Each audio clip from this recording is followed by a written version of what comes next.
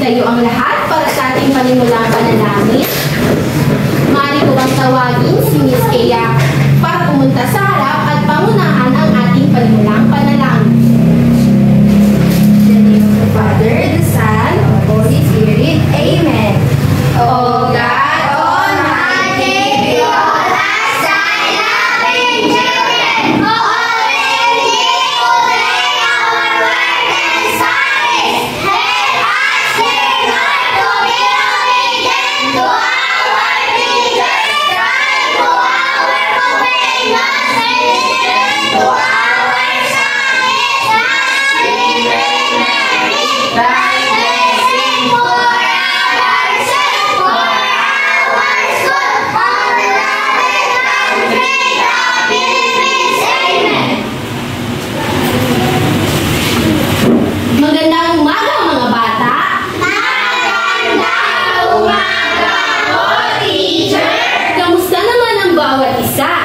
Okay lang po, teacher. Mabuti naman kung ganon. Ako nga po pala si Binibining Erin Nicola Matres, ang magiging guro ninyo sa araw na ito. Bago kayo magsiupo, pulutin ang mga piraso ng basura, ayusin ang inyong upuan, at alisin ang mga hindi kinakailangang materyales na hindi kasama sa ating asignatura. Pwede na kayong umupo at kunin ang inyong kwaderno sa lalim panipunan upang masulat ng mga tala. Ngayon, susuriin ni teacher kung sino-sino ang liban sa klase. Kapag narinig niyo ang inyong pangalan, itaas lamang ang kanang kamay at sabihin, narito po, teacher. Malinaw ba mga bata? Opo, teacher. Aileen Mangila, Narito po, teacher. Elder Rose Camillano, Narito po, teacher. Iya Marie Custodio, Narito po, teacher. at Sharita Bangsa. Narito po, teacher. Magaling at walang lumiban sa klase sa araw nito. Bigyan natin ang ating sarili ng 5 bagsak. Bago tayo pumatok sa ating panibagong talakayan, sino magkakapagsabi kay teacher kung ano-ano ang inyong dapat gawin habang si teacher ay nagsasalita sa harap? Yes?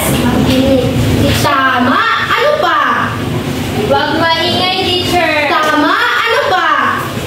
Huwag malikot. Mahusay. Ang lahat ng inyong sinabi ay tama. Maasahan ko ba na ito ay inyong gawin mga bata? Opo, teacher. Aalamin natin yan. Ngayon, bago tayo bumato sa ating bagong leksyon, ay magbabalik-aral muna tayo patungkol sa tinalakay kahapon. Ano nga ulit ang tinalakay natin kahapon mga bata? Teacher. Yes, Ethel? Matungkol po sa ang pagtataguyod sa kaunlaran ng isang bansa, teacher. Tama! Ano-ano ang mga proyekto o programa ng pamahalaan ang nagtataguyod sa mga karapatan ng bawat mamamayan? Teacher. Yes, Eileen? National Disaster Risk Reduction and Management Council, teacher. At saka National Greening Program din. Tama, ano pa? Yes, Iya? Pantawid Pamilyang Pilipino Program, teacher. Ano pa? Yes, Eileen? Technical Educational and Skills Development Authority o TESDA, teacher. Tama! Ang lahat ng inyong sinabi ay tama. Mukhang handa na kayo para sa ating panibagong leksyon. Pero bago tayo dumakoroon, ay may inihanda si teacher na chart ng insentibo. At tinatawag itong aking tanim, aking tungkulin. Si Maui ang kumakatawan sapagkat isa, si Kaya naman ang kumakatawan sapagkat 2, si Hiro ang kumakatawan sapagkat 3, at si Luna naman ang kumakatawan sapagkat 4. Silang 4 ay nangangailangan ng tulong nyo upang may sagawa nila ang kanilang responsibilidad bilang miyembro ng pamayanan. At ito ay ang pagtatanim ng puno at halaman. Ang pagtatanim ng puno at halaman ay isang mahalagang gawain upang maprotektahan natin ang ating kalikasan. Bilang miyembro ng pamayanan, tungkulin nating alagaan iyon.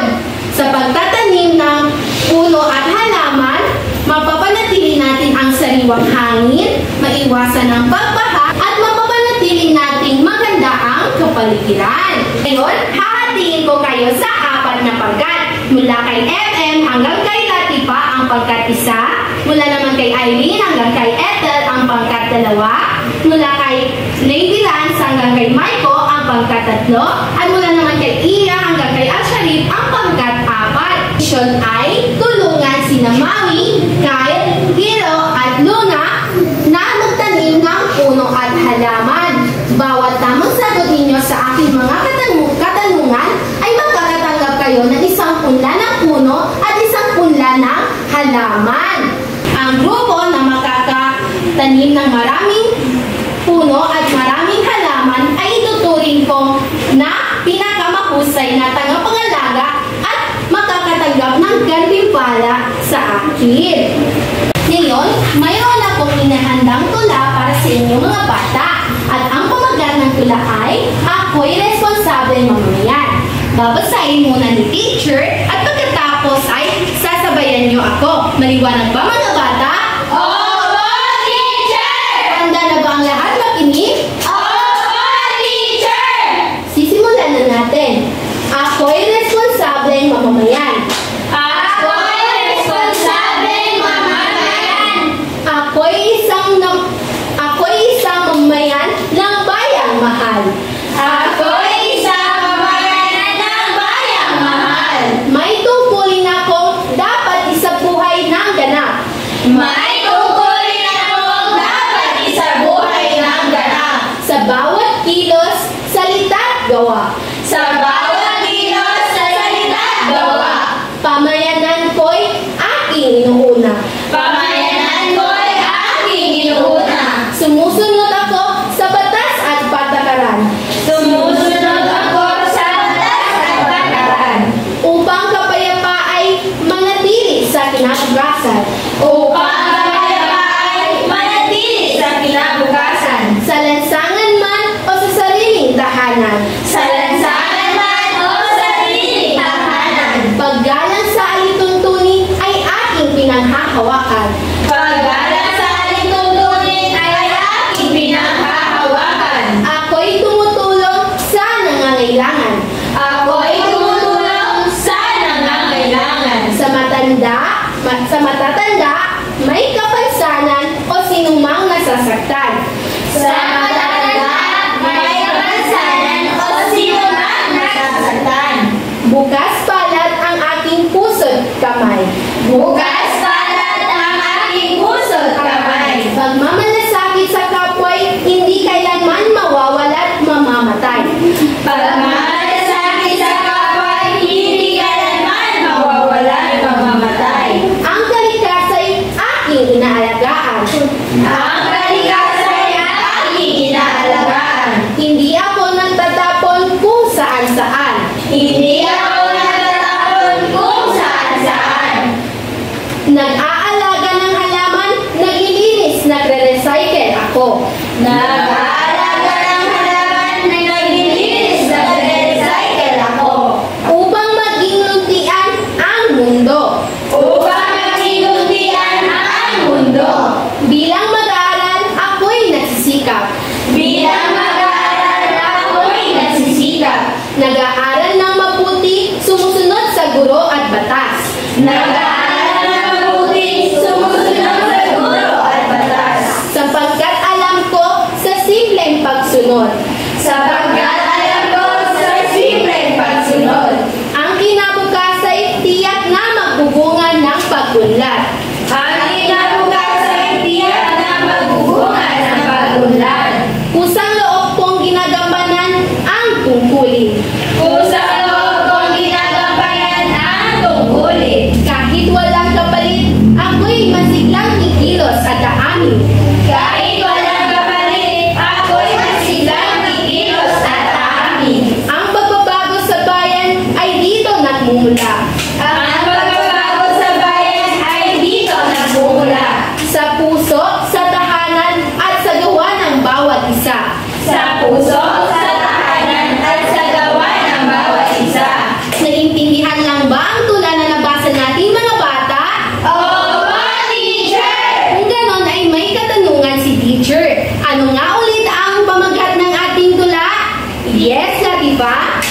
maging responsableng mamayan. Tama! Ano kaya ang pinapahiwatig ng ating tula? Yes, Iya?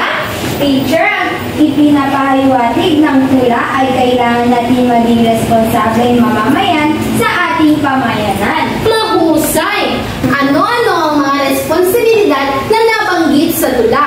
Teacher, Yes, Ethel?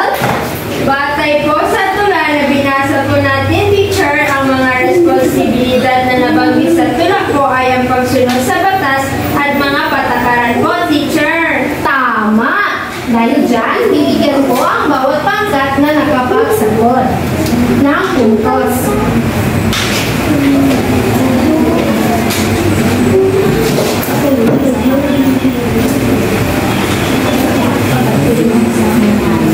Ano pa? Yes, Iya? Pag-aalaga sa kalikasan, teacher. Tama! Ano pa? Yes?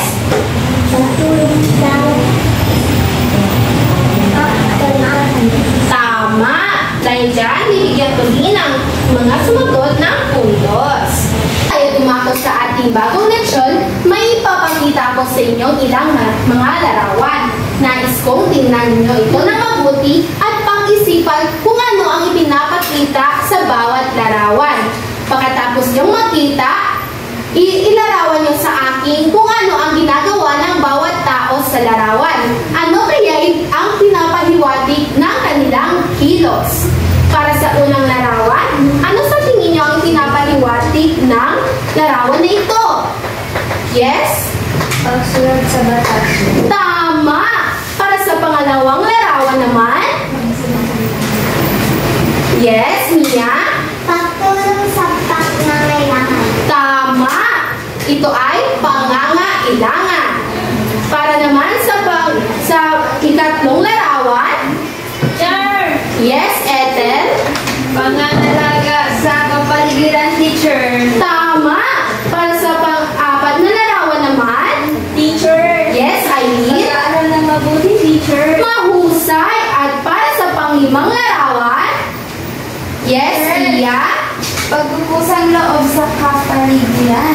Tumpa! Ang lahat ng inyong sinagot ay tama! Dahil dyan, bibigyan ko din ang mga sumagot ng puntos.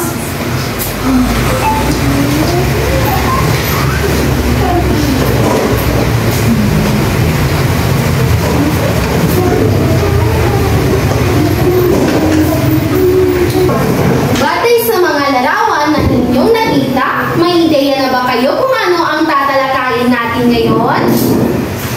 Yes, Ethel? Sir, sa tingin ko po, ang tatalakayin po natin ngayon ay patungkol sa pagsasagawa ng mga responsibilidad bilang miyembro ng pamayanan. Yung teacher. Tama! Ang tatalakayin natin ngayon ay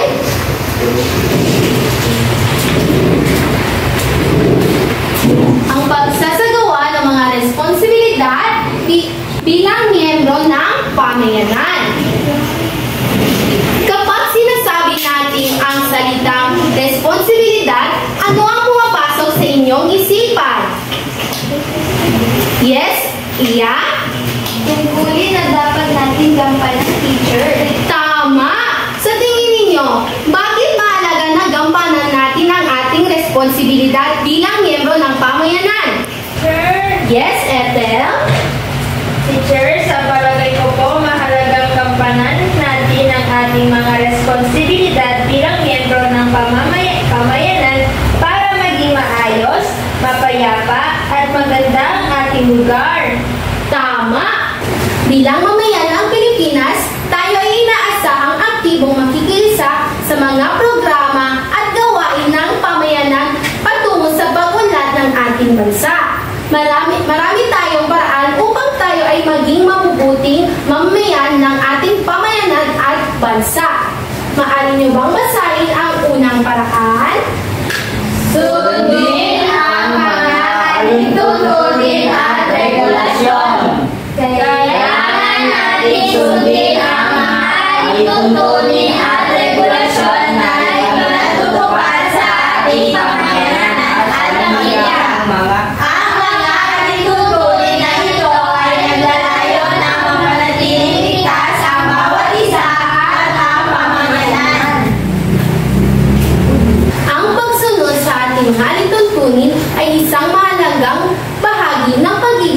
mabuting mamayan.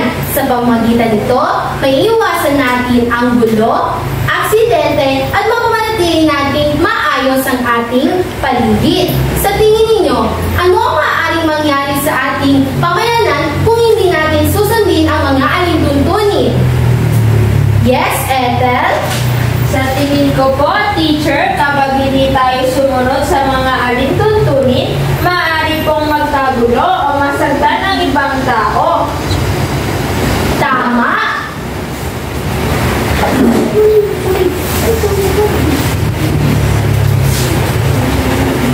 Kapag hindi natin susundin ang mga alintuntunin sa ating pamayanan, maaari magdulot ito ng panganib at gulo sa ating pamayanan. Kaya kailangan palagi natin isipin ang kapakanan ng iba at ang ikabubuti ng ating pamayanan at ng paligid. Ngayon, dadako naman tayo para sa pangalawang paraan.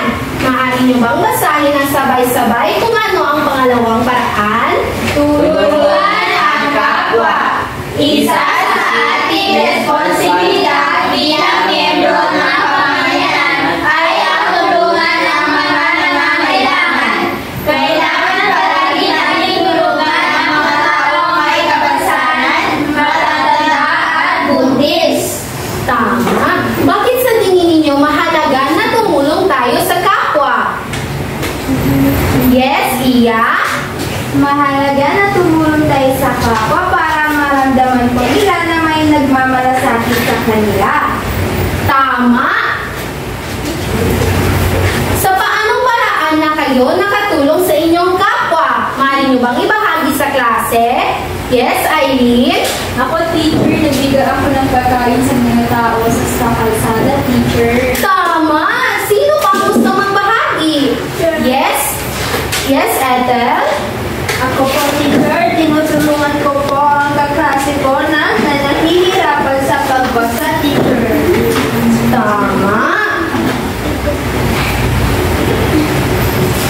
Napagkabait nyo naman. Ang lahat ng inyong sinabi ay tama. Mahalaga na tayo ay laging handang tumulong sa ating kapwa, lalo na sa mga higit na nangangailangan.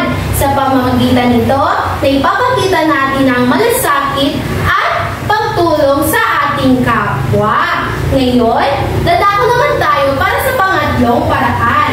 Maaari niyo bang basahin ang pangatlong paraan? Protektahan ang kapaligiran. Ang pagprotekta sa kapaligiran ay ating responsibilidad bilang mamamayan. Ito ay para sa pagtulungan ng paglago sa ating paligid. Tama! Bilang mamayan, tungkulin nating alagaan ang ating kapaligiran. Kapag malinis at maayos ang ating paligid, mas magiging maganda ang ating pamayanan at mas magiging malusog tayo. Ano ang maaaring mangyari kung hindi natin aalagaan ang ating kalikasan? Teacher? Yes, Eileen? Teacher, pwede po magkaroon ng baha at makakasakit ang mga tao po. Tama! Kaya kailangan natin pangalagaan ang ating kapaligiran upang hindi natin ito maranasan. Ano-ano ang mga dapat ninyong gawin upang maprotektahan natin ang ating kapaligiran? Teacher? Yes, Ethel? Teacher, dapat po kami magtapon ng basura sa tamang basurahan, magtanim po tayo ng mga halaman, at umiwas po tayo sa paggamit ng sobrang plastic, teacher. Tama yan! Kapag tayo ay nagtutulungan kahit sa simpleng bagay tulad ng pagtapon ng basura sa tamang basurahan, tayo ay nakatutulong na sa ating kalikasan. Ibinapakita natin na kahit tayo ay bata pa, mayroon na tayong hakbang upang tulungan at maprotektahan ng ating kapaligiran at ang ating paligid. Ngayon naman, sino ang magkakapagsabi sa akin kung ano ang ibig sabihin ng 3 R's sa pangangalaga ng ating kapaligiran? Yes? Reduce, reuse, recycle. Tama!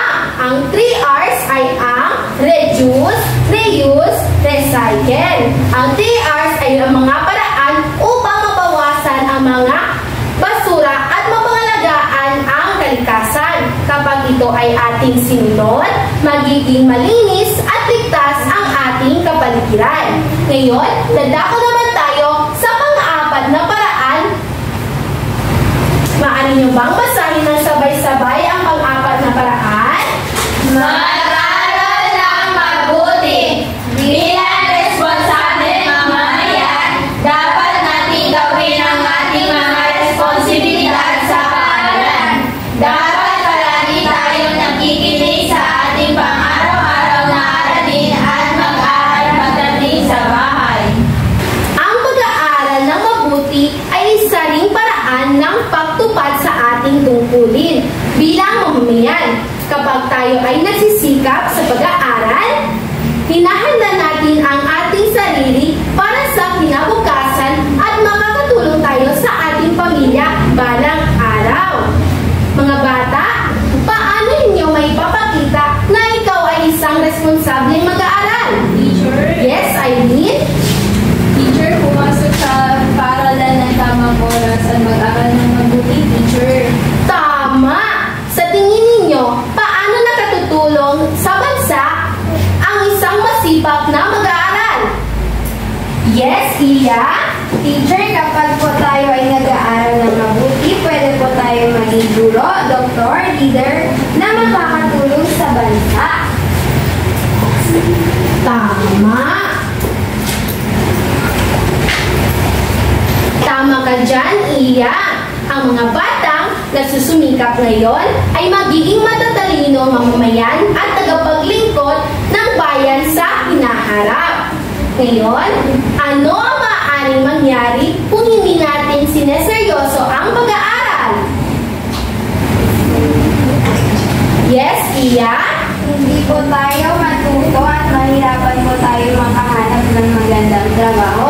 Tumpak ang pagpapabaya sa pag-aaral ay makakapag-apekto sa ating kinabukasan. Kaya mahalaga na samantalahin natin ang pagkakataong matuto habang tayo ay bata pa. Ngayon naman, dadako tayo sa pang-limang paraan. Maaari mo bang basahin ng sabay-sabay? Magkusang loob o volunteer. Isa sa pinakasimpleng paraan upang maging aktibong makiisa sa paglaruan ng mga proyekto sa pamayanan ay ang pagkukusang loob na makatulong.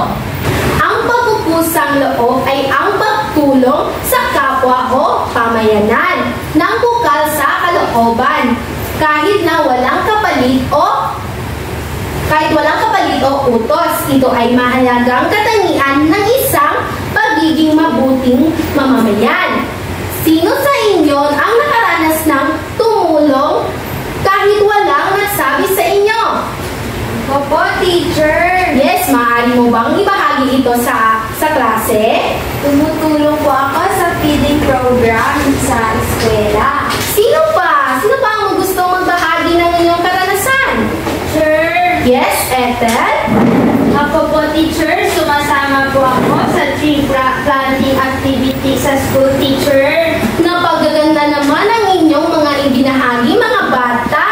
At iyan mismo ang halimbawa ng pagkukusang loob, ang pagtulong kahit walang kapalit at walang utos. Kapag tayo ay nag-volunteer, ipinapakita natin ang ating malasakit at pagmamahal sa bayan at sa kapwa. Anong gawaing volunteer ang gusto nyong salihan sa inyong barangay o paaralan? Yes, Iya? Teacher, gusto ko po tumulong sa paglilinis ng kapaligiran at pag-aalaga ng mga halaman. Mahusay! Sa simpleng paraan, nagiging huwaran kayo sa iba at nakatutulong kayo sa pagpapaganda ng ating paligid.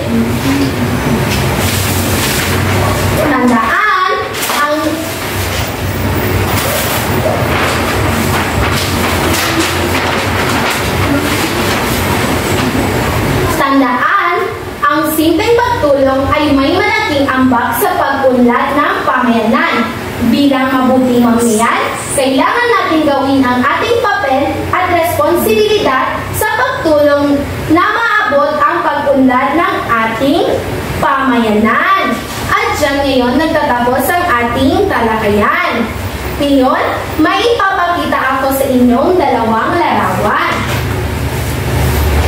Pero bago yan, bibigyan muna natin ng punto si Iya dahil nakapagsagot siya sa aking tanong.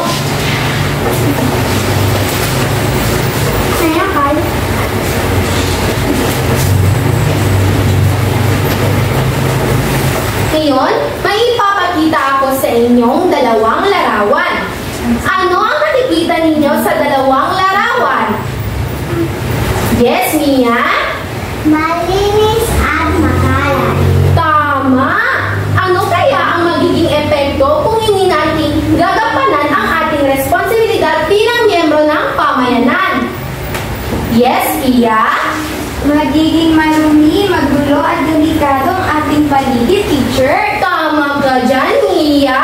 Ano ang maaaring natin gawin upang maging maganda at maayos ang ating pamayanan? Maglinis. Maaari ka bang tumayo? Dapat kapag gustong sumagot, itaas ang kamay. Yes, Nay Bilas. Ano ngayon ulit ang inyong sagot? Malinis. Maglinis. Tama. Yes? Tama. Ano pa? Yes, Mia? Tumulong sa mga nangailangan. Tama. Ang lahat ng inyong sinabi ay tama. Hinihan lang ba, mga bata? Opo, teacher! Kung ganon, ay mayroon akong inihandang mga katanungan. Ano ang ibig sabihin ng pagiging responsableng mamamayan sa ating pamayanan? Teacher? Yes, Ethel? Teacher, tumulong po tayo sa mga gawain. Sumunod po tayo sa alintuntunin. Din po, teacher. Tama. Kapag tayo ay responsable, iniisip natin ang kapakanan ng iba, hindi lang ang ating sarili. Sa paanong paraan ninyo na ipapakita na pagiging responsable sa inyong tahanan? Yes, Iya? Teacher, sinasabihan ko po ang ating kapatid na gumawa ng mabuti. Napakagaling! Ngayon naman, sa paanong paraan kayo makatutulong sa ating pamayanan bilang mga bata? Yes, Latifa? Basura sa tamang basurahan. Tama! Dahil dyan, makakatanggap din kayo ng puntos.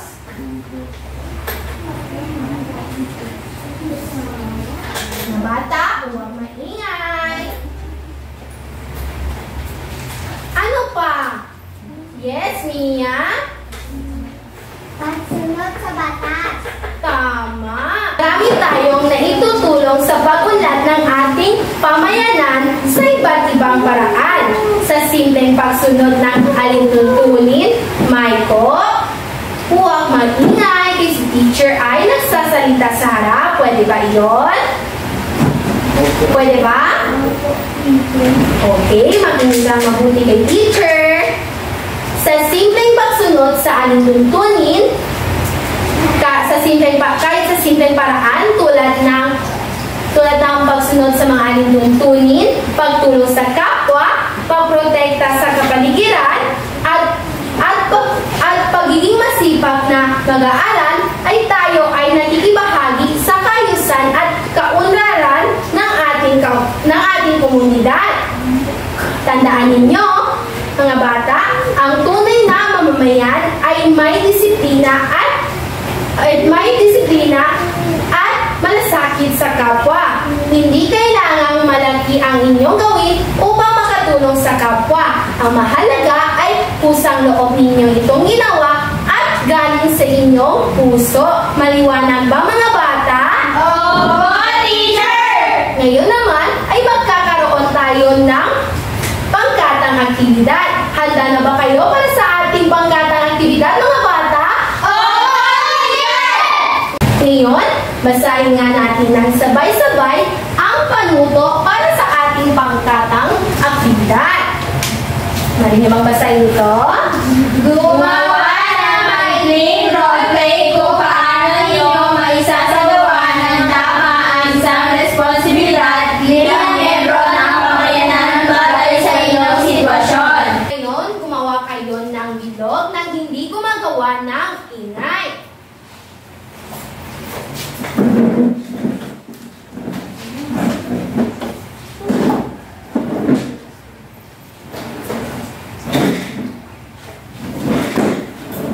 Ngayon, ipapamahagi ni teacher ang mga papel at naglalaman ito ng gagawin ninyo sa inyong roleplay. Para sa pangkat isa, para sa pangkat, huwag maingay mga bata. Para sa pangkat 3, para sa pangkat 4, Navy Lance, pwede ka bang gumawa ng maliit na bilog? Pwede ka bang tumayo? Ganyan. Ethel anak, maaari mo bang basahin kung ano ang inyong gagawin kung ano ang inyong gagawin sa dulo ng inyong role na gagawin inyong roleplay? Teacher, sabi dito, ipakita sa pagtatanghal kung paano ninyo maisagawa ang tamang responsibilidad bilang miyembro ng pamayanan. Batay sa aming sitwasyon, sa dulo magbibigay kami ng maikling mensahe kung paano ito nakakatulong sa kaayusan at pagkakaisa ng pamayanan.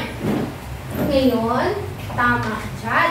Ngayon, bibigyan ko lamang kayo ng 3 minuto upang pag-usapan ang inyong gagawin na roleplay. At pagkatapos inyong gawin, isa-isa nyo itong iprepresenta sa harap. Pero bago yan, narito sa akin ang rubrics na inyong gagawin na roleplay. Ngayon, babasahin ko muna ito sa inyo upang may kaalaman kayo kung ano ang magiging score ninyo kapag naigawa ninyo ang lahat ng nasa rubrics. Sa pamantayan, na ipapakita ang wastong responsibilidad. 5 puntos kapag naisagawa ninyo ito ng malinaw, tama at may pagpapahalaga. 4 na puntos kapag malinaw at tama. 3 puntos naman kung medyo tama ngunit may kakulangan. At 2 puntos kung malabo o di tugma. Sa pangalawang pamantayan naman, pagkakaisa ng grupo. Sa pangatlong pamantayan naman, kasanayan sa pagganap. At sa panghuling pamantayan naman ay pagkamalikhain sa pagsasagawa. Kapag nagawa ninyo itong lahat, ano ang ginagawa ninyo mga bata? Maaari bang makinig kay teacher?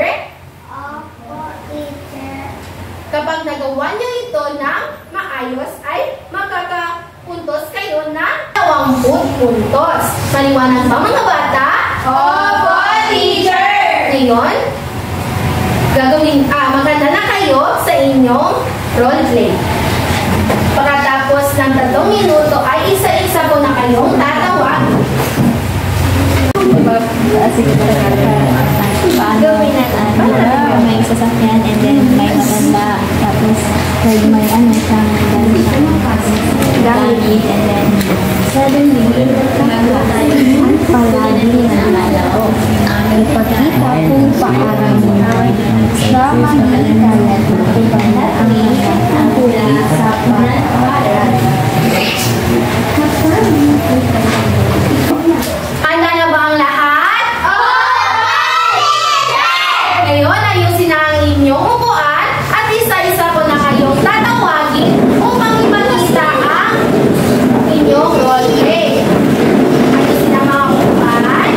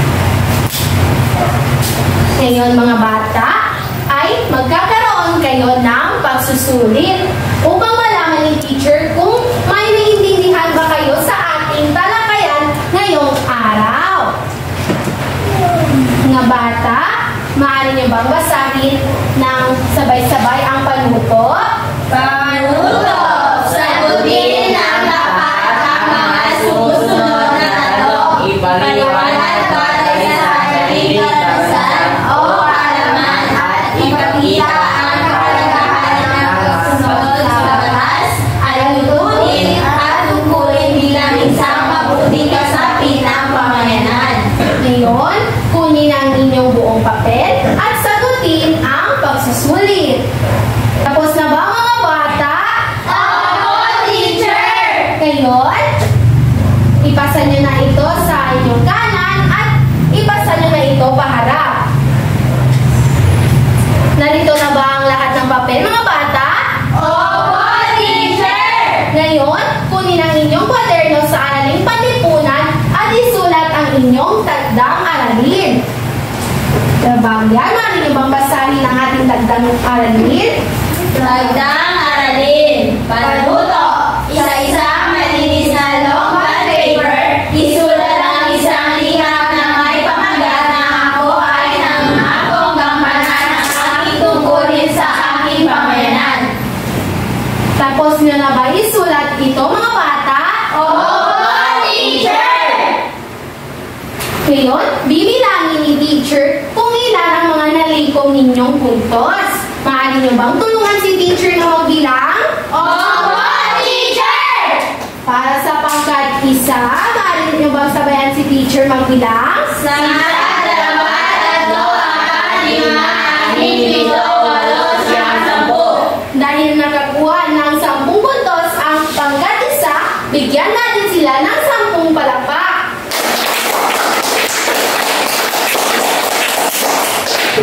Ngayon, bibilangin din natin ang pangkat 2. Isa, dalawa, tatlo, apat, lima, anim, pito, walo, siyam, sampu, labing-isa, labing-dalawa. Nakakuha ng 12 puntos ang pangkat 2. Dahil dyan, bigyan natin sila ng magaling club. Alam niyo ba paano gawin ang magaling club mga bata? Hindi po, teacher! Kung ganon, ipapakita ni teacher kung paano ang magaling club. Isa, dalawa, tatlo. Isa, dalawa, tatlo. Ang galing! Ang galing! Ang galing, galing, galing! Pwede ba kayong tumayo at gawin ang magaling club? Iya, mali ka bang tumayo? Isa, dalawa, tatlo. Isa, dalawa, tatlo. Ang galing! Ang galing! Ang galing, galing, galing! Mali na kayong buo. Para sa pangkat 3, bibilangin na natin ito. Isa, dalawa, tatlo, apat, lima, anim. Nakakuha ng 6 na puntos ang pangkat 3. Dahil dyan, bigyan natin sila ng 6 na puntos. Ngayon naman, para sa pangkat 4, isa, dalawa, tatlo, apat, lima, anim, pito, walo, siyam, 10. Dahil nakakuha ng 10 puntos ang pangkat 4, bigyan natin sila ng masigabong palakpakan. Ngayong mga bata, maaari na ba kayong tumayo?